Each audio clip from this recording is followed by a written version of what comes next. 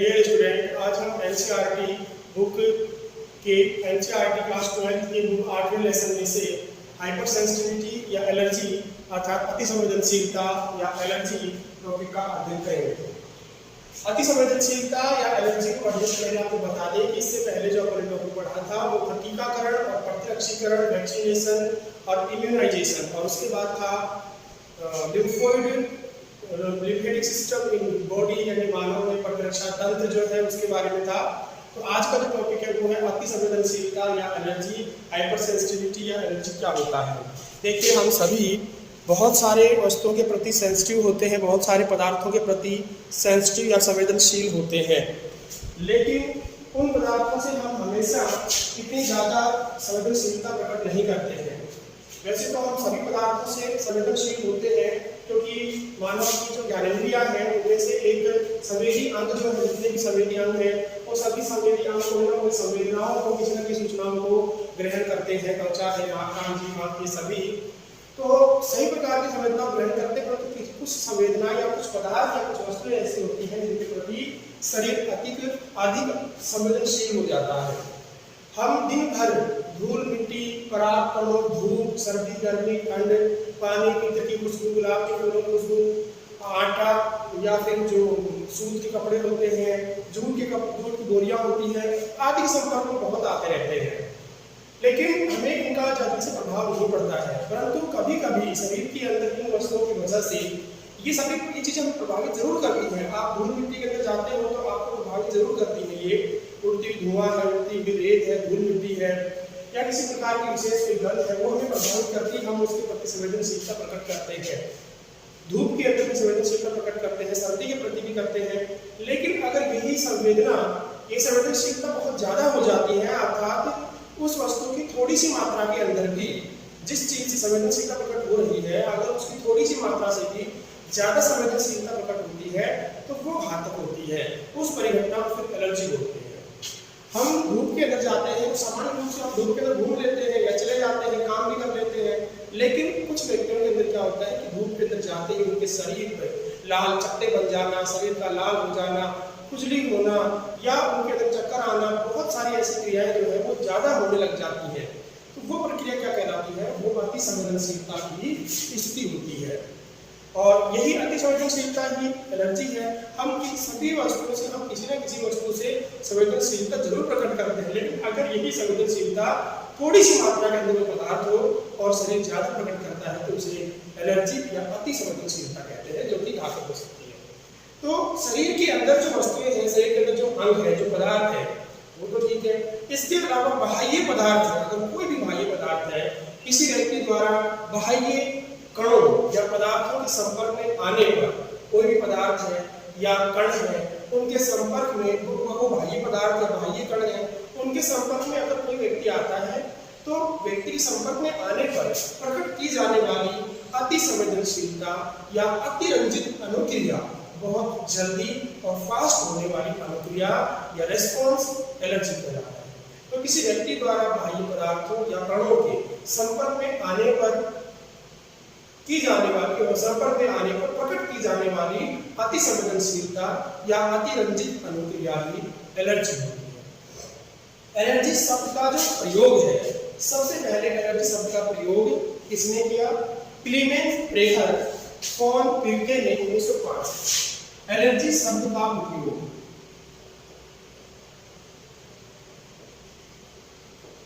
Allergy शब्द का उपयोग सर्वप्रथम किसने किया? क्लीमेंस प्रेहर फॉन पिर्के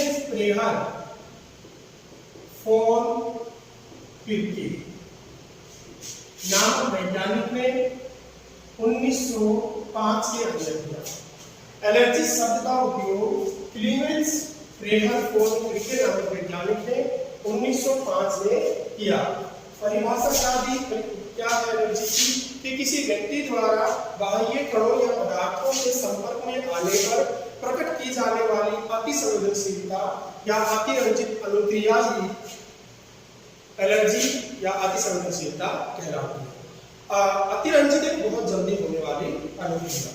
इस एलर्जी शब्द का उपयोग जो सबसे पहले क्लीमेंस लेनर फॉर्नफील्ड के नामक वैज्ञानिक ने 1905 में किया।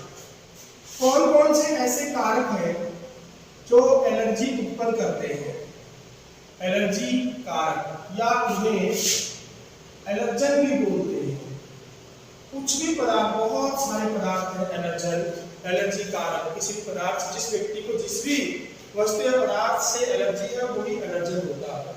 तो वे कारक जिनके कारण व्यक्ति में अति संवेदनशीलता प्रकट होती है उन्हें एलर्जी कारक या एलर्जन कहते हैं।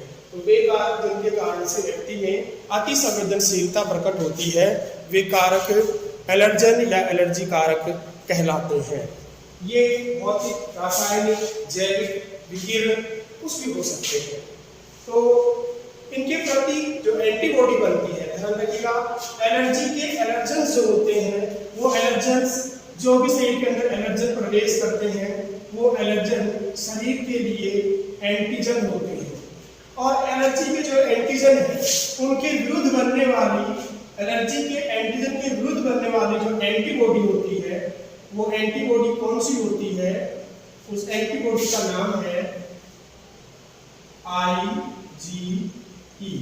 ये आप ध्यान रखिएगा, बहुत इंपॉर्टेंट है। एलर्जी के दौरान बनने वाली जो एंटीबॉडी होती है, जो प्रतिरक्षी होती है, वो IgE प्रकार की होती है। IgE प्रकार की एंटीबॉडी जो कि एलर्जी अनुक्रिया के दौरान बनती है। एलर्जी कारक क्या क्या है? एलर्जी कारक धूल, चींचड़ी, परागकण, फूलों के जो परागकण होते हैं वो भी एलर्जी कारक होते हैं। पुष्पों की सुगंध भी एलर्जी कारक होती है। पुष्पों की सुगंध भी एलर्जी कारक होती है। परागकण एलर्जी कारक होते हैं। प्राणी लघुशल्क, प्राणियों के ऊपर छोटे छोटे शल्क होते हैं, डेंड्रन होते हैं या वही सूक्ष्म बाल होते हैं, वो भी प्राणियों के जो वही सूक्ष्म बाल हैं वो भी एलर्जी कारक हो सकते हैं। धूल के कण ठंड, अधिक ठंड या कम ठंड भी प्रभावित करती है व्यक्ति को। तो धूल के कण, ठंड, गर्मी अधिक हो सकती है, कम हो सकती है, वो भी प्रभावित करती है। फर यानी कि जो बाल, फर होते हैं पक्षियों के या जंतुओं के, पंख, इत्र की खुशबू, शहद की जो खुशबू होती है वो, कपड़ा भी एलर्जी हो सकते हैं, तो विशेष प्रकार के कपड़े होते हैं उनसे एलर्जी हो सकती है। साबुन, कोई विशेष दवा, सूर्य का प्रकाश, विशेष गंध, ये बहुत प्रकार के एलर्जी कारक होते हैं। तो धूल, चींचड़ी, परागकण, प्राणी लघुशल्क या डेंड्रन, धूल के कण, ठंड, गर्मी, फर, पंख, इत्र की खुशबू, कपड़ा, साबुन, कोई विशेष दवा, सूर्य का प्रकाश और कोई विशेष गंध आदि और भी बहुत सारे एलर्जी कारक होते हैं। लक्षण क्या होते हैं एलर्जी के? एलर्जी के लक्षण एलर्जन पर डिपेंड करते हैं कि किस प्रकार का एलर्जन है। तो एलर्जी के लक्षण कारकों के आधार पर अलग अलग होते हैं। जितने अलग अलग कारक होंगे अलग अलग के लक्षण प्रकट होते हैं, परंतु सामान्य तौर पर जो लक्षण प्रकट होते हैं एलर्जी में सबसे अधिक वो होता है, जो सबसे अधिक प्रभावित होते हैं त्वचा, म्यूकस या श्लेष्म झिल्ली, नाक के अंदर जो म्यूकस या श्लेष्म झिल्ली होती है वो, और श्वसन तंत्र अधिक प्रभावित होता है। एलर्जी के अंदर व्यक्ति को सांस लेने में दिक्कत आती है, गले में प्रॉब्लम हो जाती है, नाक में श्लेष्मा का स्राव शुरू हो जाता है, और त्वचा के ऊपर अगर कोई एलर्जन कारक इफेक्ट करता है तो त्वचा पर खुजली होना, त्वचा लाल होना, चकते हो जाना, इस प्रकार के प्रकट होता है। तो ये सामान्य लक्षण है जिनके अंदर सबसे अधिक प्रभावित होता है त्वचा, म्यूकस या श्लेष्म झिल्लियां और श्वसन। एलर्जी अनुक्रियाओं के लक्षणों में, जो एलर्जी अनुक्रियाएं हैं उनके जो लक्षण प्रकट होते हैं उन लक्षणों में क्या क्या है? छींकना, बहुत तेजी से झटके के साथ छींक आना, कोई एलर्जन जो भी है, धूल मिट्टी, परागकण है, सुगंध है आदि के कारण से, पनीली आंखें। ध्यान दीजिएगा लक्षणों के अंदर एक शब्द दिया हुआ है, जब आप नोट्स पढ़ोगे तब आपके सामने ये शब्द आएगा तो फिर आप सोचोगे कि ये क्या है। पनीली आंखें अर्थात आंखों के अंदर से पानी का बहना या आंखें गीली हो जाना, किसी एलर्जन कारण से आंखें गीली हो जाना, आंखों में पानी जैसा छलकना, पानी की तरह परत जो है वो दिखने लग जाती है, तो आंखें पनीली आंखें हो जाती है। बहती नाक एलर्जी का मुख्य कारण ये भी है, एक मुख्य लक्षण है ये भी, बहती नाक, सांस लेने में कठिनाई शामिल है। तो मुख्य रूप से एलर्जन जो है वो त्वचा को, श्लेष्म झिल्ली को और श्वसन प्रभावित करते हैं, उनके कारण से ये अंग किस प्रकार से प्रभावित होते हैं, उनमें छींकना, पनीली आंखें, बहती नाक और सांस लेने में कठिनाई शामिल है। कभी कभी दवा या इंजेक्शन लगवाने के तुरंत बाद, कभी कभी क्या होता है, दवा या इंजेक्शन, कोई दवा लेने के बाद या इंजेक्शन लगवाने के बाद बहुत ज्यादा जल्दी अति संवेदनशीलता प्रकट होती है। अति संवेदनशीलता, इंजेक्शन लगवाया है तो रिएक्शन, तो गाँव में बोल देते हैं इंजेक्शन लगवाते ही रिएक्शन हो गई, तो वो एक प्रकार का अति संवेदनशीलता प्रकट होती है। और कुछ ही समय में कई बार इतनी घातक होती है ये अति संवेदनशीलता कि कुछ ही समय में व्यक्ति की मृत्यु या बेहोश तक हो जाता है, व्यक्ति बेहोश हो जाता है। इस प्रकार की एलर्जी को क्या कहते हैं, एनाफाइलैक्टिक शॉक,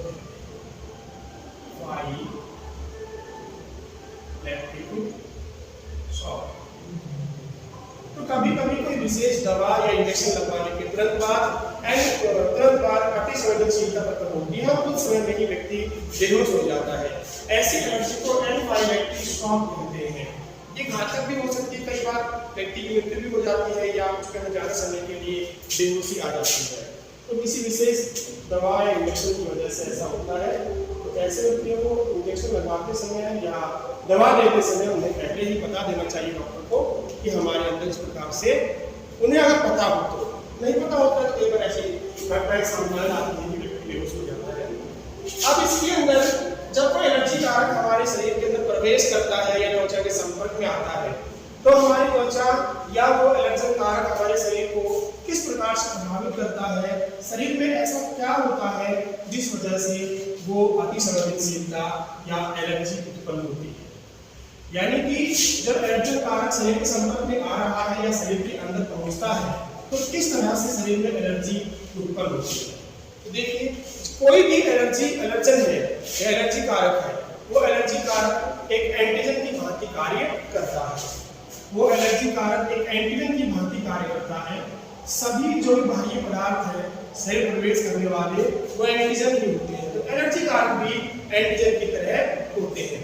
जब शरीर में कोई एंटीजन प्रवेश करती है तो उनके विरुद्ध क्या बनती है, एंटीबॉडी बनती है। उनके विरुद्ध एंटीबॉडी बनती है। ये एंटीबॉडी जो होती है आईजी प्रकार की होती है, आपको पता है। ये एंटीबॉडी क्या करती है, अब जो एंटीबॉडी बनती है, ये एंटीबॉडी संयोजी ऊतक की मांस कोशिकाएं और बेसोफिल कोशिकाओं के साथ जुड़ जाती है। संयोजी ऊतक की मांस कोशिकाओं व बेसोफिल कोशिकाओं के साथ जुड़ जाती है। ये संयोजी ऊतक की कोशिकाएं हैं जो हमें रोगों से बचाने का कार्य भी करती है। तो संयोजी ऊतक की मांस कोशिका और बेसोफिल कोशिकाओं के साथ जुड़ जाती है। एंटीजन, एलर्जी एंटीजन के विरुद्ध बनने वाली एंटीबॉडी आईजीई प्रकार की होती है, अर्थात आईजीई इम्यूनोग्लोबुलिन पाया जाता है। आईजीई एंटीबॉडी कौन सी होती है, आईजीई। अभी आपको बताया था आईजीए, आईजीजी और आईजीई काफी इंपॉर्टेंट है। आईजीए कहां से मिलती है, बालक को दुग्ध से, माता के दुग्ध से प्रथम दुग्ध खींच पीड़ित या कोलेस्ट्रॉल होता है उससे आईजीए, और आईजीजी जो है वो माता से शिशु को अपरा प्लेसेंटा को पार करके शिशु को प्राप्त होती है। एलर्जी क्रिया के दौरान बनने वाली जो एंटीबॉडी होती है वो आईजीई प्रकार की होती है। तो एंटीबॉडी जो बनती है वो एंटीबॉडी मांस कोशिका बेसोफिल कोशिकाओं से जुड़ जाती है। तो ये जो आईजीई प्रतिरक्षी एंटीबॉडी है, अब ये प्रतिरक्षी इन मांस कोशिकाओं बेसोफिल कोशिकाओं को रप्चर कर देती है, तोड़ देती है। ये मांस कोशिकाएं और बेसोफिल कोशिकाएं क्या हो जाती हैं, टूट जाती हैं, अर्थात उन्हें तोड़ दिया जाता है। ये टूट जाती हैं और इनके टूटने से क्या होता है कि इनमें से जो पदार्थ है हिस्टामिन और सेरोटोनिन का स्राव होता है। हिस्टामिन व सेरोटोनिन, ये दो पदार्थ जो है ये निकलते हैं। सेरोटोनिन और हिस्टामिन पदार्थ निकलते हैं या स्राव होता है। जब बेसोफिल मांस कोशिकाएं टूट जाती हैं तो उनमें से हिस्टामिन व सेरोटोनिन जैसे रसायनों का स्राव होता है। उत्तर द्रव में हिस्टामिन व सेरोटोनिन की अधिकता से जब कोशिकाएं टूटती हैं तो उत्तर द्रव में हिस्टामिन और सेरोटोनिन की अधिकता हो जाती है और अधिकता से समीप की जो रक्त वाहिनियां व कोशिकाएं फैल जाती हैं। इस कारण से क्या होगा, समीप की रक्त वाहिनी व कोशिकाएं फैल जाती हैं। रक्त वाहिनी और कोशिकाओं के फैलने से उनकी पारगम्यता बढ़ जाती है। बेसोफिल मांस कोशिकाओं के टूटने के कारण से हिस्टामिन और सर्टोनिन स्रावित होता है। यह हिस्टामिन और सर्टोनिन ऊतक द्रव में आकर के रक्त वाहिनी और कोशिकाओं के समीप जब अधिकता इनकी होती है तो इन कोशिकाओं ऊतक द्रव में हिस्टामिन और सर्टोनिन की अधिकता से समीप की जो रक्त वाहिनी और कोशिकाएं हैं वो फैल जाती हैं, जिस कारण से रक्त वाहिनी और कोशिकाएं व रक्त वाहिनी की कोशिकाओं व अन्य कोशिकाओं से द्रव निकलकर उनकी समीप की जो रक्त वाहिनी है कोशिकाएं फैल जाती हैं, उनकी पारगम्यता बढ़ जाती है। उनकी पारगम्यता अर्थात कोशिकाएं फैलेंगी तो पारगम्यता बढ़ जाती है, फैलने में छिद्र बड़े हो जाते हैं। पारगम्यता बढ़ जाने के कारण रक्त वाहिनी की कोशिकाओं व अन्य कोशिकाओं पारगम्यता बढ़ जाने से रक्त वाहिनी की कोशिकाओं व अन्य कोशिकाओं से द्रव निकलकर ऊतक द्रव में आ जाता है। वो द्रव निकलकर ऊतक द्रव में आ जाएगा और ऊतक द्रव में आकर के अचानक से रक्त दाब अचानक कम हो जाएगा। ऊतक द्रव के अंदर रक्त वाहिनियों का पदार्थ और अन्य कोशिकाओं का जो द्रव है वो निकलकर ऊतक द्रव में आ जाता है। इस कारण से रक्त दाब अचानक कम हो जाता है, ब्लड प्रेशर कम हो जाता है और अति संवेदनशीलता प्रकट होती है। तो एलर्जी क्रियाविधि के अंतर्गत यही आता है कि सबसे पहले एलर्जी कारक एक एंटीजन की तरह कार्य करता है और एंटीबॉडी का निर्माण करता है। ये एंटीबॉडी संयुक्त की मांस कोशिका और बेसोफिल कोशिकाओं के साथ जुड़ जाते हैं। इन एंटीबॉडीज में IgE इम्यूनोग्लोबुलिन IgE पाया जाता है।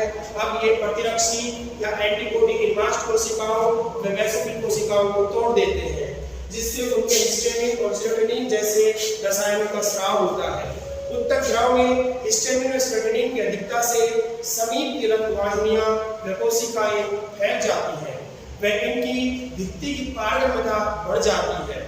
पारगम्यता बढ़ जाने के कारण रक्त वाहिनी की कोशिकाओं व अन्य कोशिकाओं से द्रव निकलकर ऊतक द्रव में आ जाता है, जिससे रक्त दाब अचानक कम हो जाता है और अति संवेदनशीलता प्रकट होती है। ये था एलर्जी की क्रियाविधि। उपचार क्या है एलर्जी का?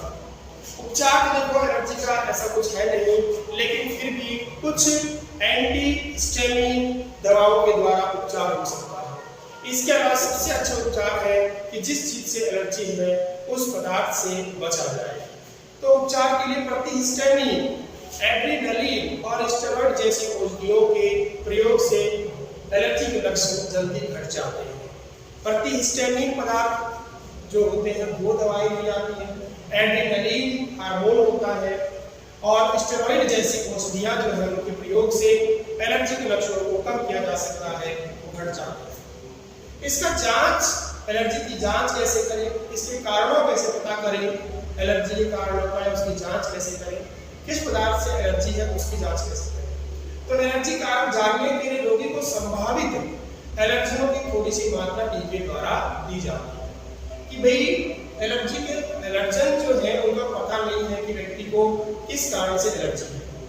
बहुत सारे एलर्जन है, किस कारण से ऐसे के अंदर व्यक्ति को संभावित एलर्जन की यहाँ पे ये जो इनके अंदर रोग है, एलर्जी संबंधित रोग है, वो हो सकता है कि इस एलर्जन कारक से हो, तो उस एलर्जन कारक की थोड़ी सी मात्रा इंजेक्शन या टीके के द्वारा शरीर में प्रवेश करवाई जाती है।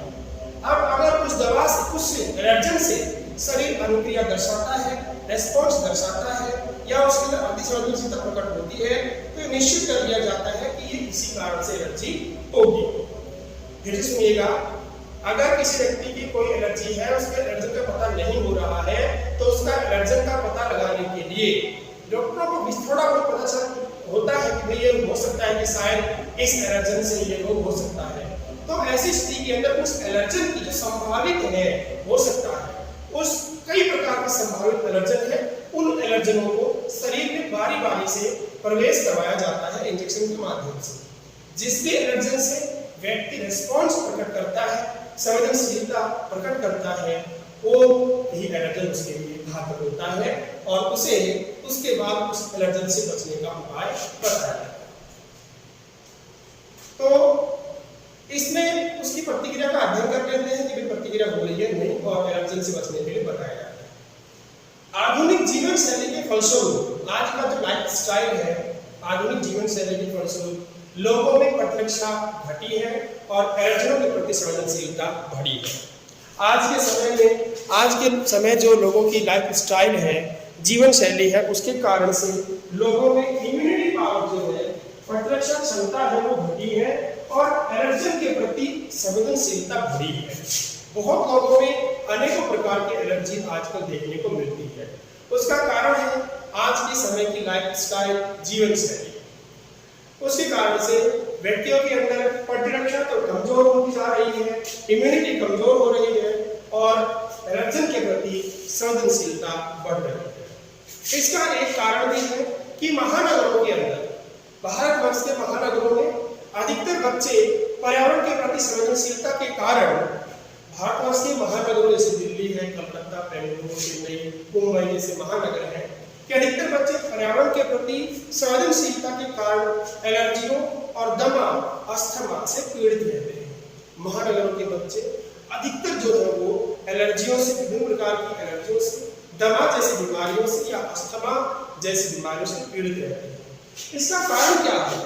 महानगरों में इसका कारण बताया गया है कि आज के समय में बच्चों को अधिक प्रारंभिक समय से ही उन्हें ज्यादा बहुत ही रक्षित पर्यावरण में रखा जाता है, अर्थात उनको ऐसी जगह पर रखा जाता है कि जहां बहुत ज्यादा साफ सफाई भी रखी जाती है।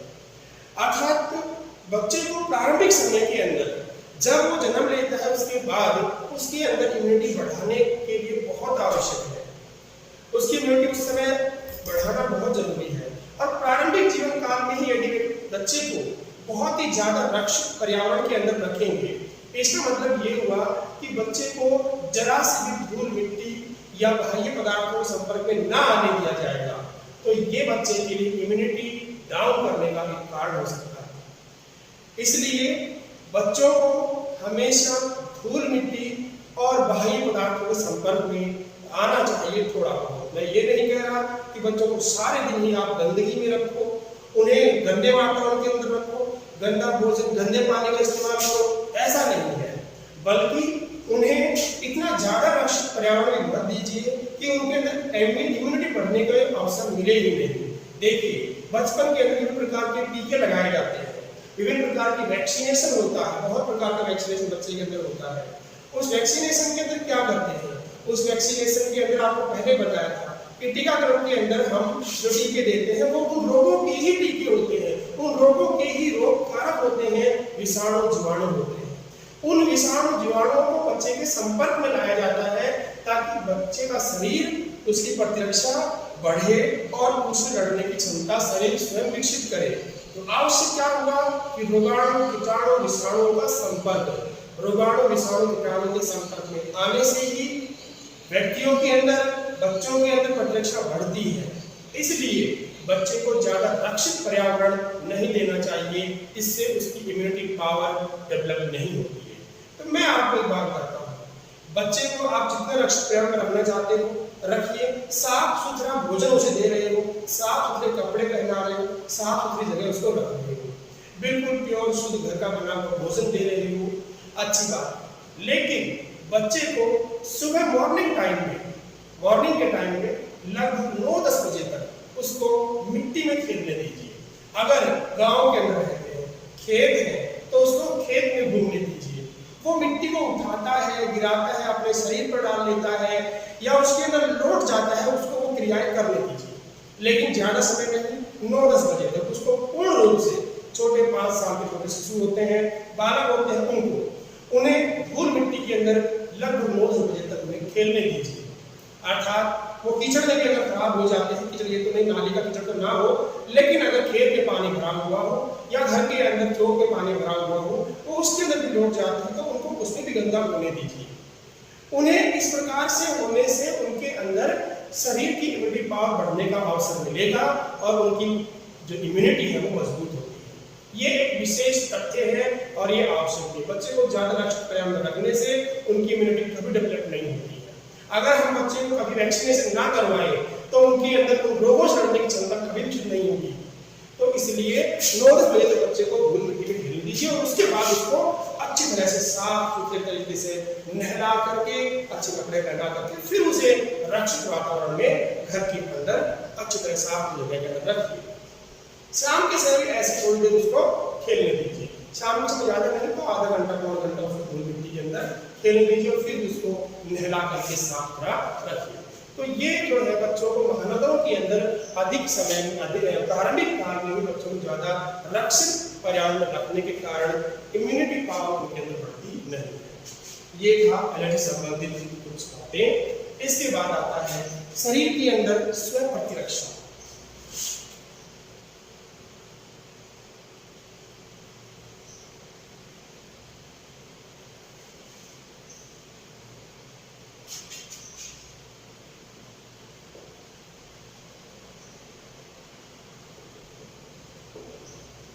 ऑटो इम्यूनिटी, स्व प्रतिरक्षा। देखिए इसके बारे में आपको पहले वीडियो के अंदर कुछ डिस्कस भी किया था। स्व प्रतिरक्षा क्या होता है? अपने शरीर की प्रतिरक्षा कभी कभी अपने ही शरीर की कोशिकाओं को नष्ट करने लग जाती है। तो शरीर की जो प्रतिरक्षी की कोशिकाएं हैं, प्रतिरक्षी तंत्र की कोशिकाएं हैं, कौन कौन सी प्रतिरक्षी तंत्र की कोशिकाएं? लिम्फोसाइट है, लसिकाणु, बी लसिकाणु, टी लसिकाणु। तो शरीर की प्रतिरक्षी तंत्र की कोशिकाएं, शरीर की प्रतिरक्षी तंत्र की कोशिकाएं अपने शरीर की कोशिकाओं को ही, अपने शरीर की कोशिकाओं को ही एंटीजन समझ लेती है। तो प्रतिरक्षी तंत्र की, अपने शरीर की प्रतिरक्षी तंत्र की कोशिकाएं अपने शरीर की कोशिकाओं को ही एंटीजन समझ लेती है। और जब एंटीजन समझ लेगी तो क्या होगा? उनके विरुद्ध एंटीबॉडी बनाएगी और अपनी शरीर की कोशिकाओं को नष्ट करने लग जाएगी। तो ऐसी स्थिति को स्व प्रतिरक्षा कहा जाता है। जब शरीर अपने शरीर की कोशिकाएं अपने ही शरीर की जब शरीर की प्रतिरक्षी तंत्र की कोशिकाएं अपने ही शरीर की कोशिकाओं को एंटीजन समझने लग जाती है, तो ऐसे एंटीजन जो है वो क्या कहलाते हैं? स्व एंटीजन कहलाते हैं। और इन एंटीजन के विरुद्ध एंटीबॉडी बनती है और ये एंटीबॉडी अपने ही शरीर की कोशिकाओं को नष्ट करने लग जाती है। तो इस प्रकार के रोगों को स्व प्रतिरक्षा रोग कहते हैं।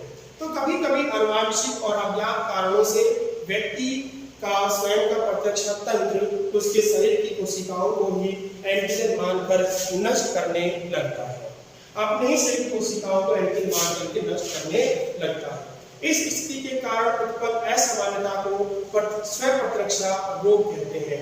इस स्थिति के कारण से उत्पन्न जो असामान्यता है उसे स्व प्रतिरक्षा रोग कहते हैं, ऑटो इम्यून डिजीज कहते हैं, स्व प्रतिरक्षा रोग कह देते हैं।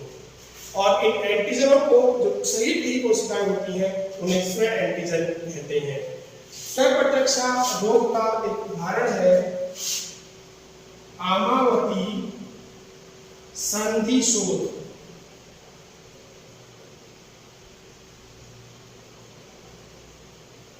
आमावती संधि शोथ, इंग्लिश में बोलते हैं इसको आर्थराइटिस, सॉरी रूमेटॉइड आर्थराइटिस।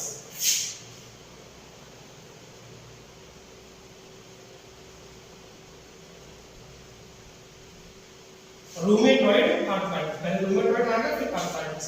तो रूमेटॉइड आर्थराइटिस जो है वो या आमावती संधि शोथ रोग जो है वो एक स्व प्रतिरक्षी रोग है। इसके अलावा और भी है, जैसे कि हाशीमोटो का रोग है जिसके अंदर थायराइड ग्रंथि को उपचार के लिए ली जाने वाली दवाइयां जो है वो थायराइड ग्रंथि को नष्ट करने लग जाती है, तो वो भी हाशीमोटो रोग स्व प्रतिरक्षा रोग के अंतर्गत आता है। ये था स्व प्रतिरक्षा।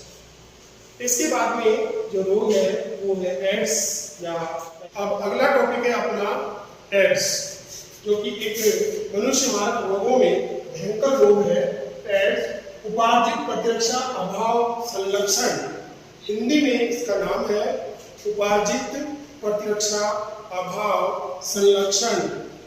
संलक्षण है, संरक्षण नहीं है भाई, ये ध्यान रखिएगा। और इसका इंग्लिश में जो नाम है वो है एक्वायर्ड इम्यूनो डेफिशिएंसी सिंड्रोम। आप लोग ज्यादातर इससे वायरस और इसके नाम के बारे में तो आप परिचित ही होंगे।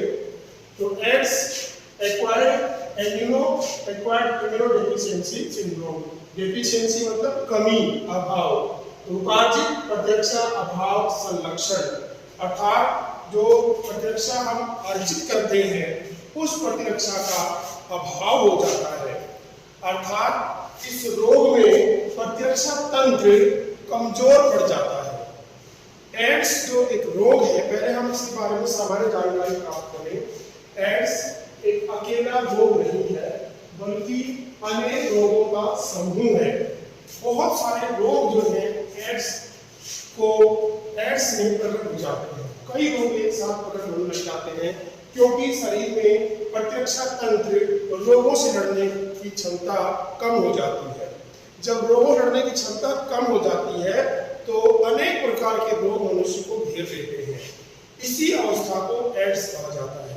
अतः एड्स एक अकेला रोग नहीं है, बल्कि रोगों का निमंत्रण है।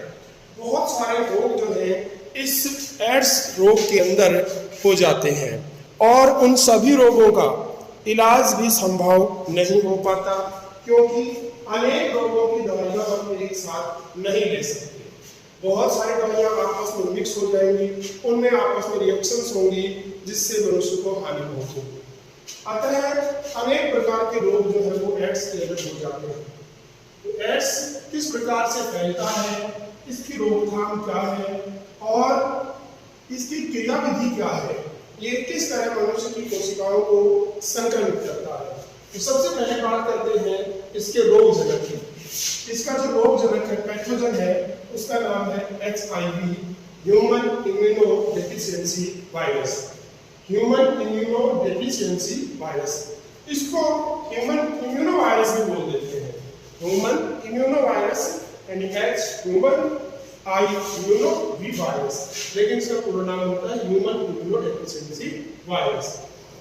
ये इसका रोग जनक है। जिस व्यक्ति में HIV पाया जाता है उस व्यक्ति को HIV पॉजिटिव कहा जाता है, HIV धनात्मक कहा जाता है। ये चित्र HIV संबंधित ही बना हुआ है, लेकिन इसका डिस्कस हम अंत में करेंगे। जिस व्यक्ति के अंदर HIV पाया जाता है उसे HIV पॉजिटिव कहा जाता है। एड्स एक विषाणु रोग है, अर्थात वायरस से होने वाला रोग है। जिस व्यक्ति में कोरोना वायरस पाया जाता है उसे कोरोना पॉजिटिव कहते हैं। वैसे ही जिस व्यक्ति में एड्स वायरस पाया जाता है या HIV वायरस पाया जाता है उसे HIV पॉजिटिव कहते हैं। एड्स का HIV वायरस एक प्रकार का पश्च विषाणु है, रेट्रोवायरस है। HIV का वायरस एक प्रकार का पश्च विषाणु है, रेट्रोवायरस है। यहाँ पर लिखा हुआ है और मैं आपको यहाँ भी लिख दूं, रेट्रोवायरस है, पश्च विषाणु या रेट्रोवायरस। इसे पश्च विषाणु या रेट्रोवायरस क्यों कहते हैं? एक तो इसके बाहर की तरफ जीनोम को ढकने के लिए इसका RNA का बना हुआ जीनोम होता है, अर्थात इसमें जीनोम RNA होता है, DNA नहीं होता।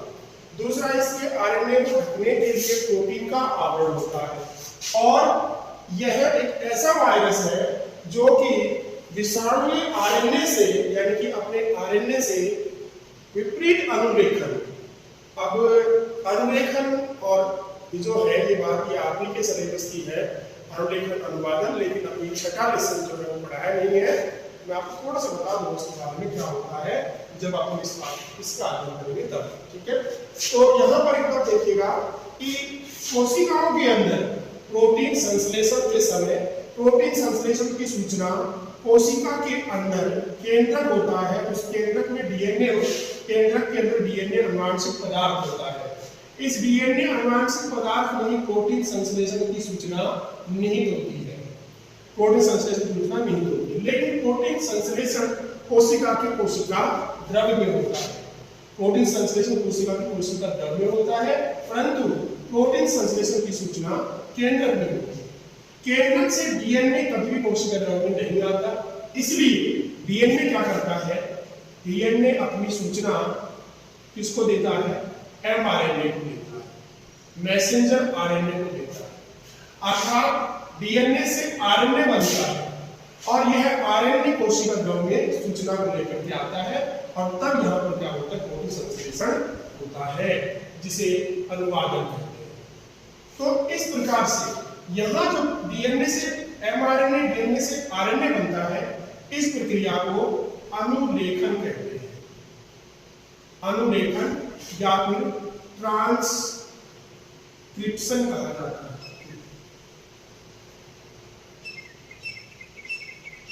ट्रांसक्रिप्शन कहते हैं, अनुलेखन कहते हैं, ठीक है।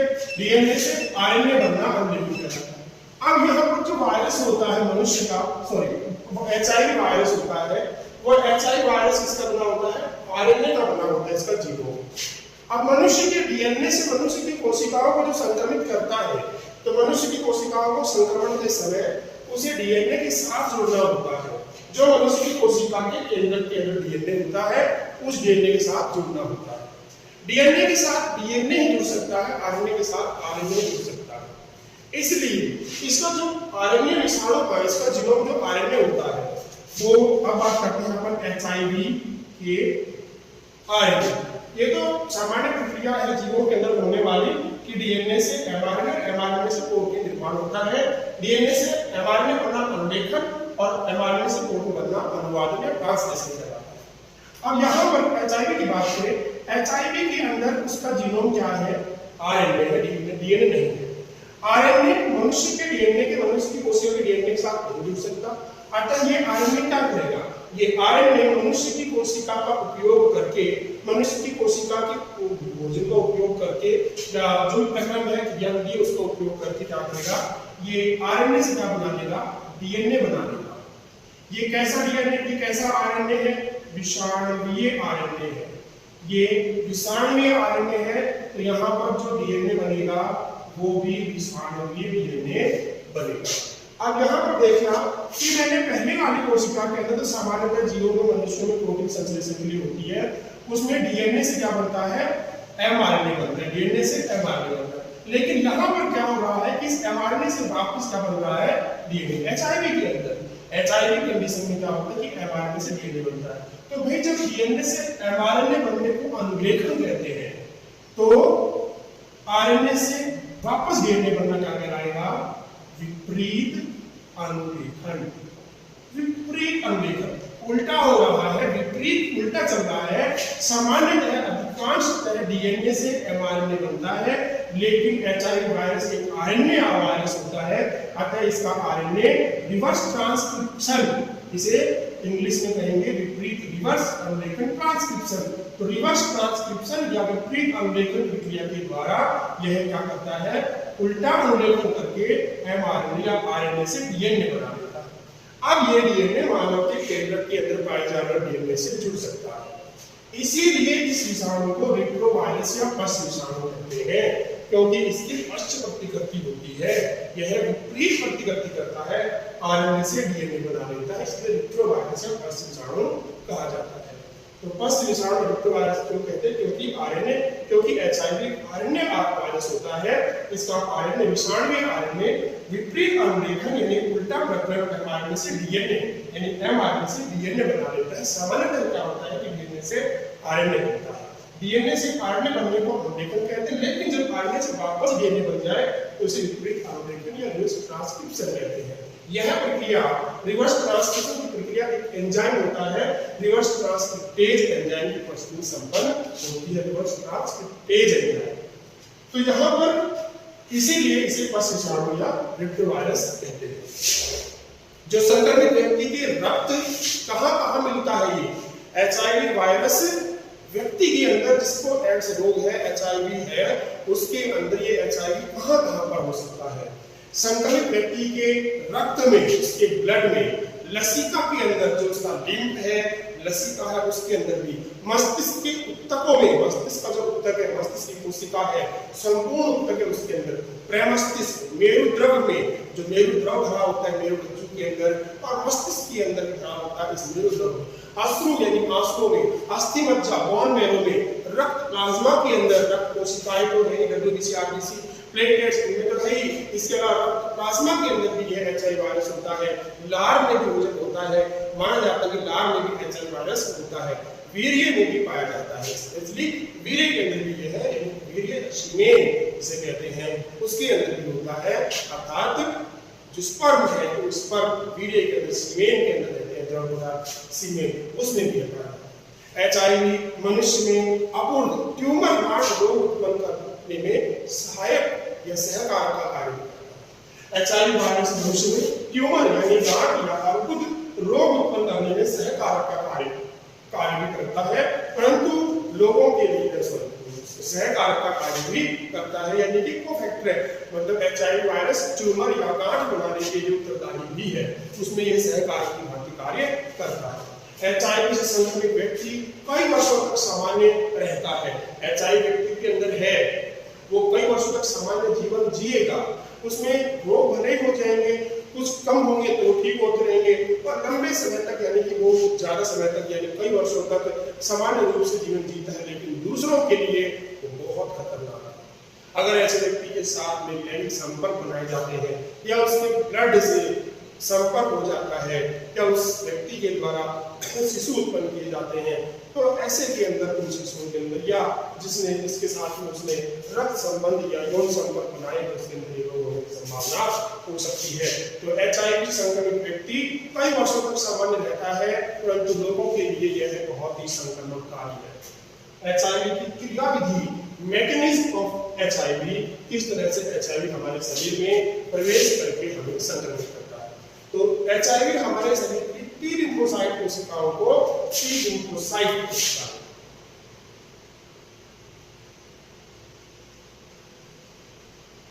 T लिम्फोसाइट कोशिकाएं जो होती हैं उनको संक्रमित करता है, और T लिम्फोसाइट भी 5 प्रकार की होती है। आप ध्यान से पढ़ा करो नोट्स को और जो वीडियो आपको दी जाती है उसको। T लिम्फोसाइट कोशिकाएं 5 प्रकार की होती है, जिनमें सबसे मुख्य कोशिका होती है T सहायक कोशिका। T सहायक कोशिका के बाद में T मारक या विष कोशिका, T स्मृति कोशिका, T सुग्राही कोशिका, T संदमन कोशिका। इस प्रकार से 5 प्रकार की कोशिका होती है। सबसे मेन होती है T सहायक कोशिका, जो मारक कोशिकाओं को, स्मृति कोशिकाओं को और बी लसीकाणु से एंटीबॉडी निर्माण को प्रेरित करती है T सहायक कोशिका। अर्थात T लिम्फोसाइट में T सहायक कोशिका सबसे मुख्य कोशिका है, महत्वपूर्ण कोशिका है, जो कि अन्य कोशिकाओं को प्रेरित करती है। तो HIV वायरस मनुष्य की T लिम्फोसाइट कोशिकाओं को संक्रमित करता है या उनको नष्ट करता है। वो T लिम्फोसाइट्स जो होती है वे एक प्रकार की WBC होती है, उनको धीरे धीरे नष्ट करता रहता है। यह WBC हमें प्रतिरोधक क्षमता प्रदान करती है। ध्यान दीजिएगा, यह T लिम्फोसाइट या WBC हमें प्रतिरोधक क्षमता प्रदान करती है। अगर यही नहीं रहेगी तो प्रतिरोधक क्षमता भी खत्म हो जाएगी, और यही इस रोग का नाम है इम्पार्ट प्रतिरक्षा अभाव, प्रतिरक्षा का अभाव होना। परंतु जब इनकी संख्या को यह WBC हमें प्रतिरोधक क्षमता प्रदान करती है, लेकिन अगर ये संक्रमित हो जाएंगी तो फिर हमें ये क्षमता प्रदान नहीं करेंगे, और जब ये संक्रमित हो जाती हैं तब HIV इनकी संख्या को कम करता है।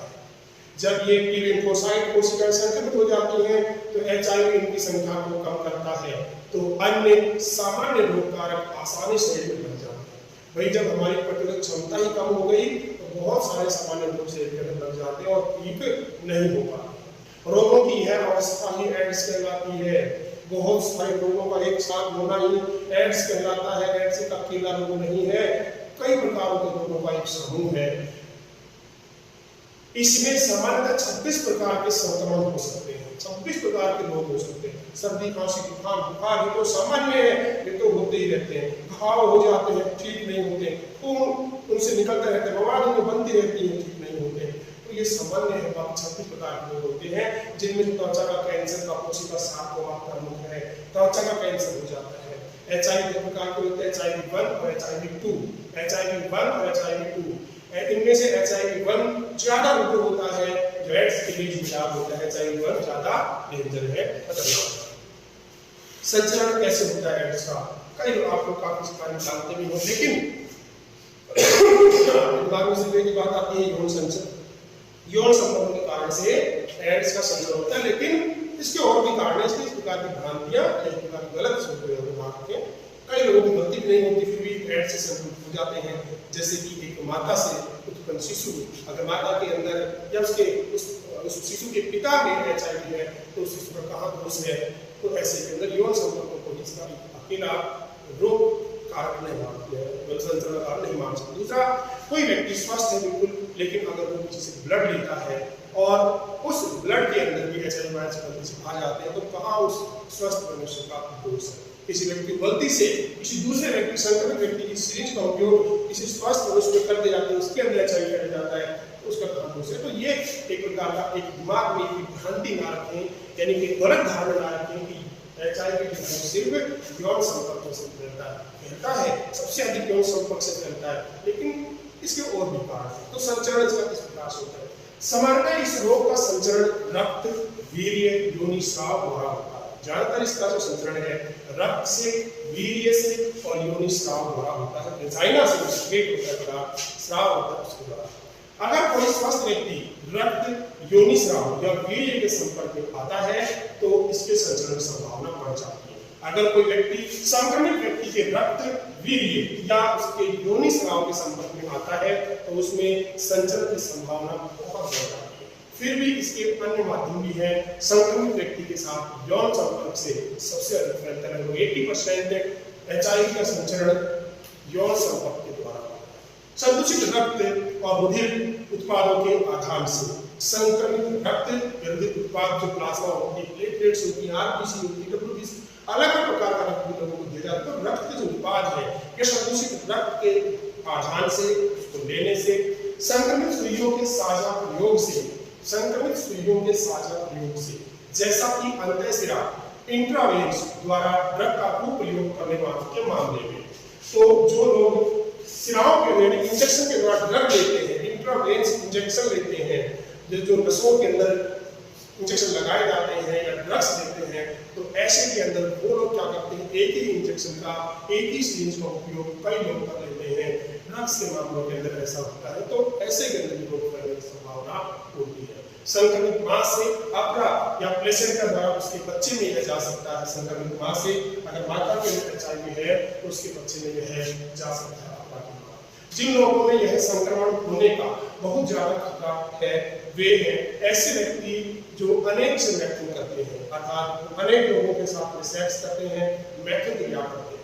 मादक द्रव्य व्यसनी यानी कि जो मादक पदार्थ, नशीले पदार्थों को अंतःशिरा या इंट्रावेन्स या इंजेक्शन के माध्यम से लेते हैं, उनके अंदर ऐसे व्यक्ति जिन्हें बार बार रक्त आदान की जरूरत होती है और संक्रमित मां से जन्मे बच्चे।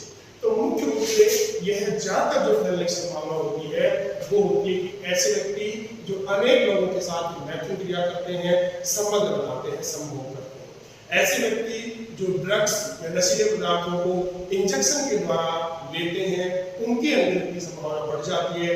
ऐसे व्यक्ति भी जिन्हें बार बार रक्त देने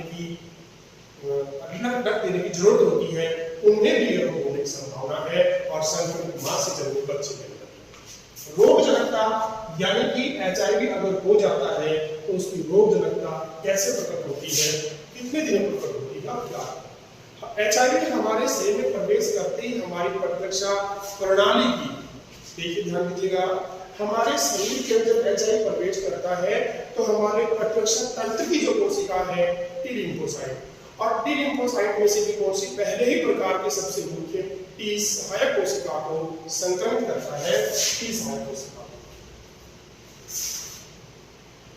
इस ये रेट्रोवायरस जो है किस प्रकार से आरएनए से डीएनए बनाता है और ये क्या कहलाता है, विपरीत अनुलेखन। इसको ध्यान रखिएगा क्योंकि इसमें फिर काम आएगा, ठीक है। HIV हमारे शरीर में प्रवेश करते ही हमारी प्रतिरक्षा प्रणाली की प्रमुख कोशिका टी सहायक कोशिका,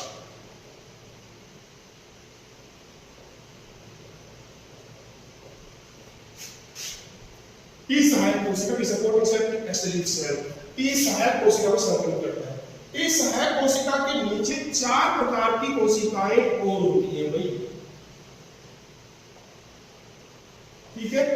इनमें से ये तो फर्स्ट है टी सहायक कोशिका, टी लिम्फोसाइट 5 प्रकार की, इनमें से तो फर्स्ट है। सेकंड, थर्ड,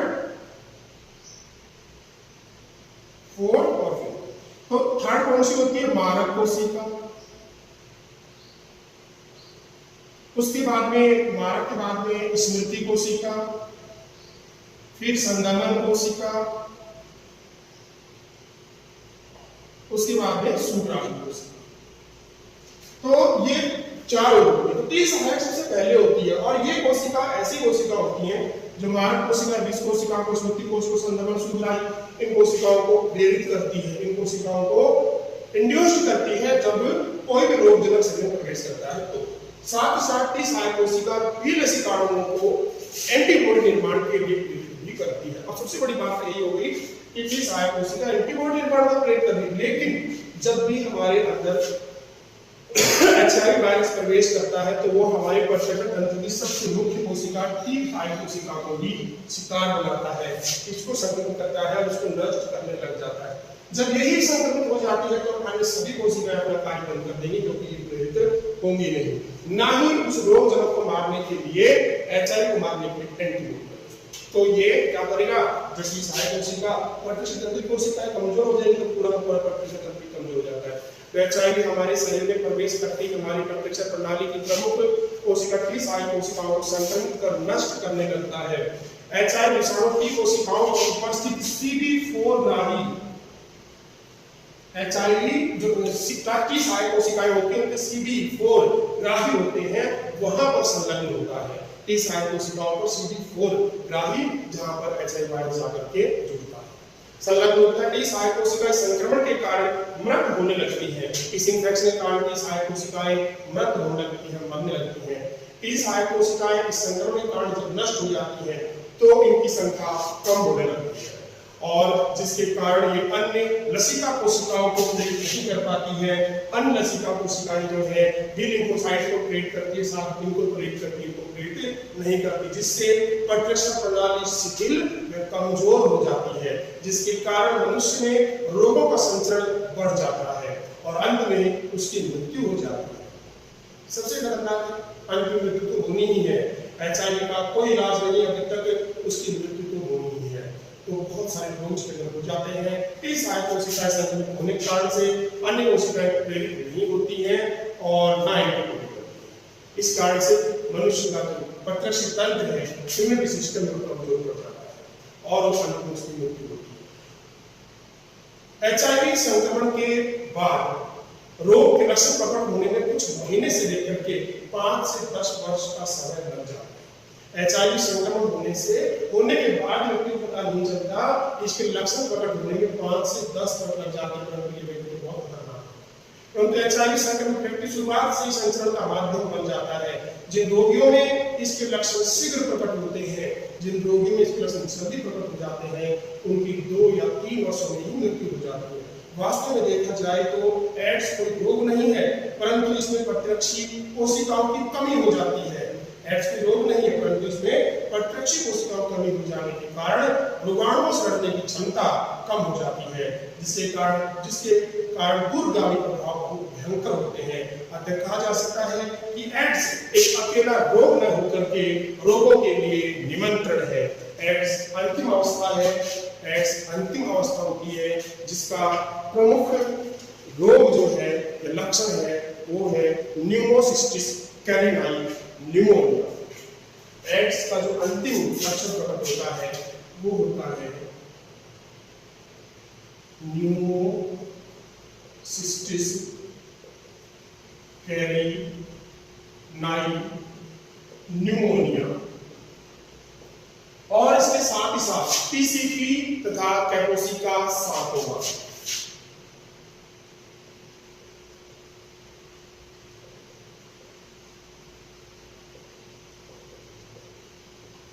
ये सभी रोग हैं जो एड्स के अंदर है। पीसीपी कैपोसिका सार्कोमा त्वचा कैंसर का रूप है, कैपोसिका सार्कोमा। तो अंत में ये लक्षण प्रकट होते हैं, व्यक्ति की मृत्यु तो निश्चित होगी। एड्स के लक्षण क्या है, क्या लक्षण व्यक्ति में प्रकट होंगे अगर एड्स हो जाता है? तो उसमें बार-बार सामान्य रोगों से ग्रसित हो जाएगा, सर्दी, खांसी, जुकाम, बुखार, कोई घाव हो जाएगा जैसे ठीक नहीं होता है। ये रोग उसके अंदर बार-बार होंगे, ठीक हो जाएंगे, फिर कुछ दिन बाद हो जाएंगे, बार-बार होगा।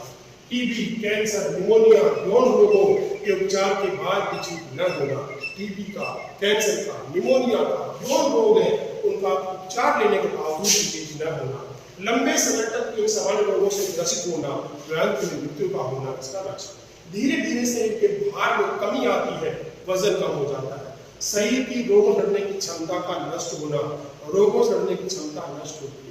टी सहायक लसिकाणुओं की संख्या में गिरावट के कारण सहायक कोशिकाओं की संख्या में गिरावट के कारण या कमी के कारण व्यक्ति जीवाणु, विशेष रूप से माइक्रोबैक्टीरियम, टीबी का वायरस, माइक्रोबैक्टीरियम, ट्यूबरकुलोसिस, माइक्रोबैक्टीरियम, विषाणु, कवकों, यहाँ तक कि टॉक्सोप्लाज्मा जैसे परजीवियों के संक्रमण का शिकार हो जाता है।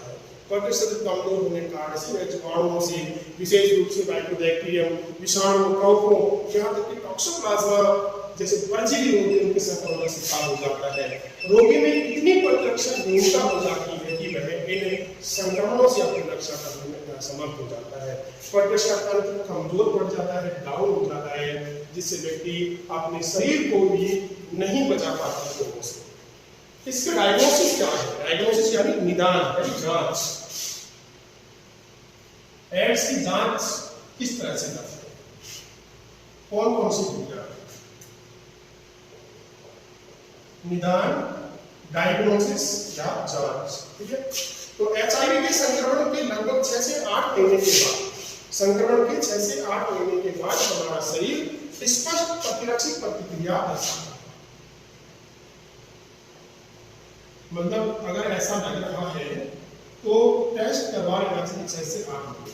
प्रतिरक्षी प्रतिक्रिया मतलब कि अगर शरीर में एचआईवी है तो वो क्या है? एंटीजन है, और एंटीजन के खिलाफ प्रतिरक्षी बनेगी और प्रतिरक्षी एंटीजन को जोड़ दो, तो प्रतिरक्षी एंटीजन या प्रतिरक्षी प्रतिक्रिया है उसको स्पष्ट रूप से प्रकट करने लग जाता है हमारा शरीर 6 से 8 महीने के अंदर एचआईवी की संक्रमण के दौरान। तो एचआईवी के संक्रमण के लगभग 6 से 8 महीने के बाद हमारा शरीर स्पष्ट प्रतिरक्षी अनुक्रिया दर्शाता है, जिसे निम्न निदान तकनीकों द्वारा जांचा जा सकता है, जांच कर सकते हैं। कौन कौन सी तकनीक है? सबसे पहली है एलाइजा टेस्ट। एलिजा या एलाइजा, क्या है इसका पूरा नाम? एंजाइम्स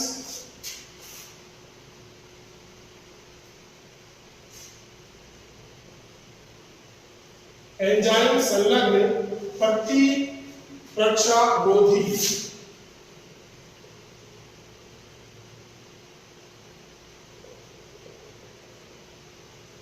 आमापन। एंजाइम संलग्न प्रतिरक्षा रोधी आमापन। Enzymes linked immunosorbent assay ELISA. Enzyme linked, enzyme linked immunosorbent assay assay, ये इसका एलाइजा टेस्ट है। काफी अच्छा टेस्ट है एचआईवी की जांच के लिए। इस परीक्षण में एड्स के लिए बनाई गई विशिष्ट किट का उपयोग किया जाता है। विशेष किट होती है, उसका उपयोग करते हैं, जिसमें एचआईवी एंटीजन को पहचाना जाता है। इसमें एक विशेष किट होती है जिसमें एचआईवी एंटीजन को पहचाना जाता है।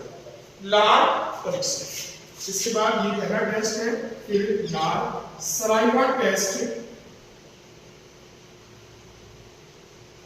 लार परीक्षण, सलाइवा टेस्ट। ऐसा माना जाता है कि लार के अंदर भी एचआईवी वायरस होते हैं, अतः लार की जांच करके भी विषाणु की जांच की जाती है, एचआईवी की जांच करती है। इसमें एड्स द्वारा संक्रमित व्यक्ति की लार का परीक्षण किया जाता है, क्योंकि यह माना जाता है कि एड्स के विषाणु लार में पाए जाते हैं।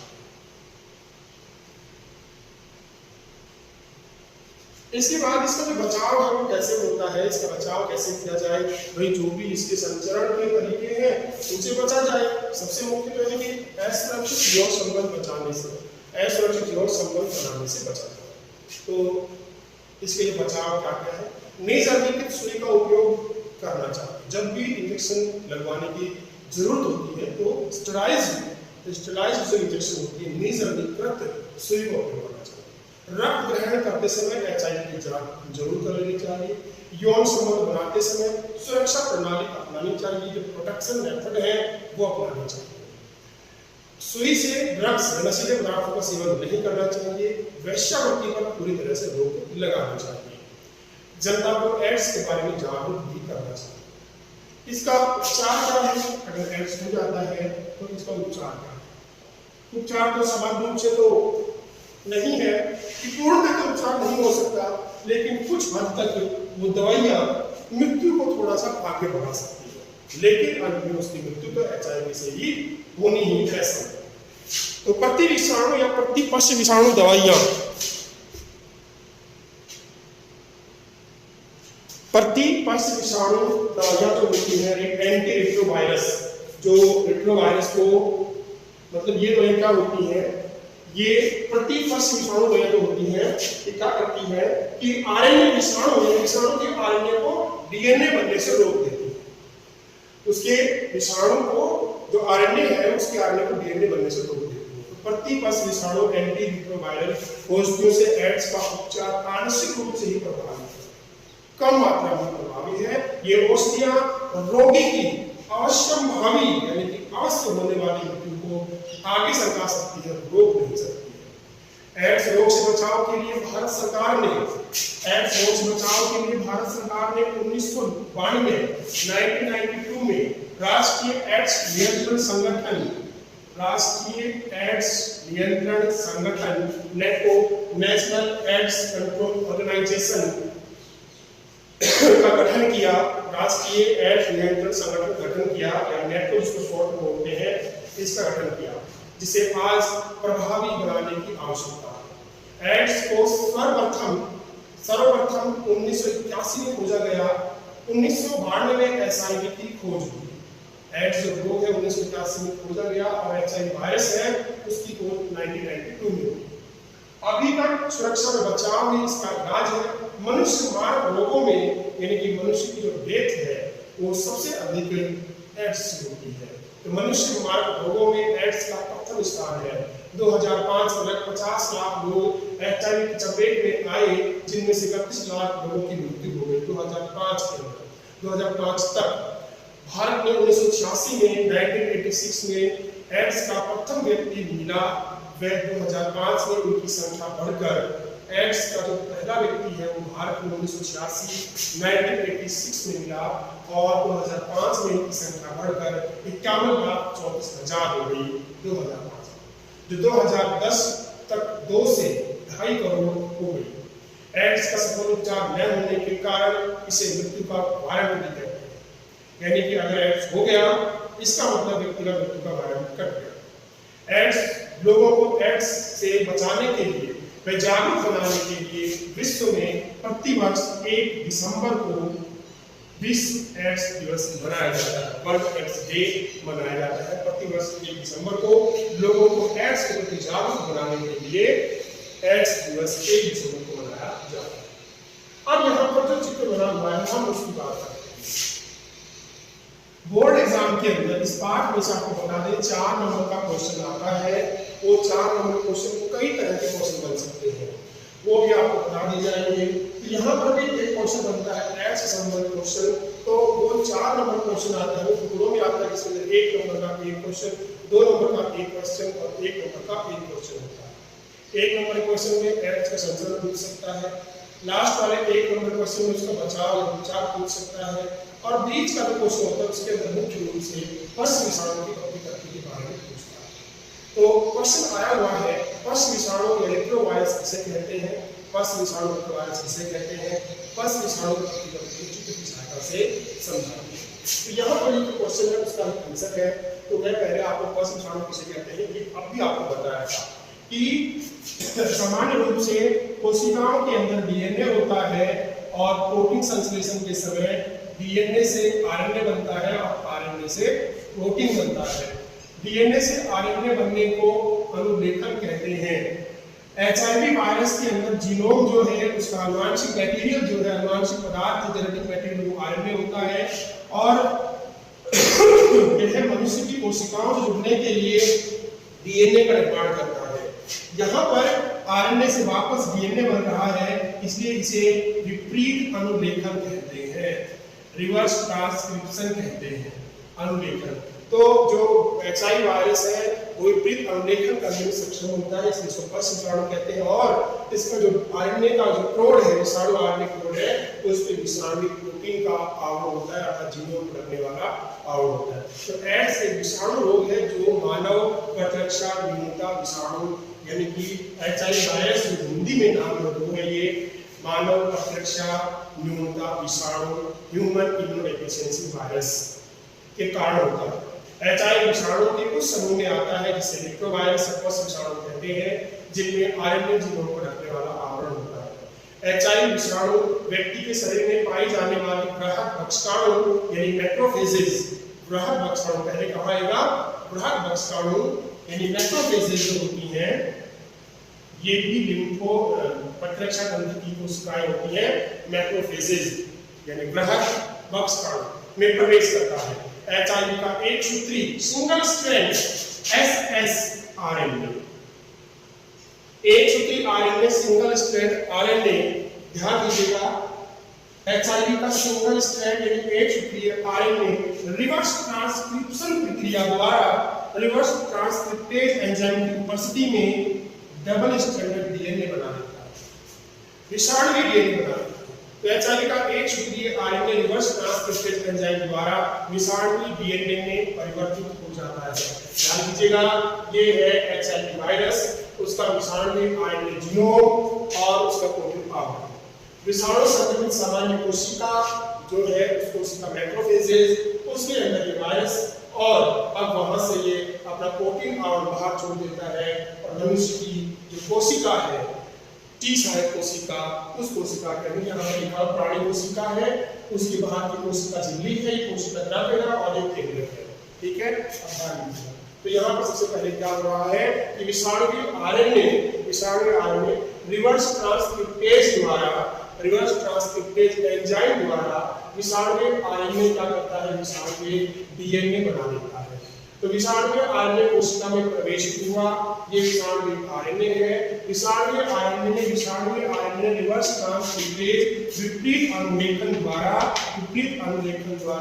विषाणु डीएनए बना दिया, ये विषाणु डीएनए है, ठीक है।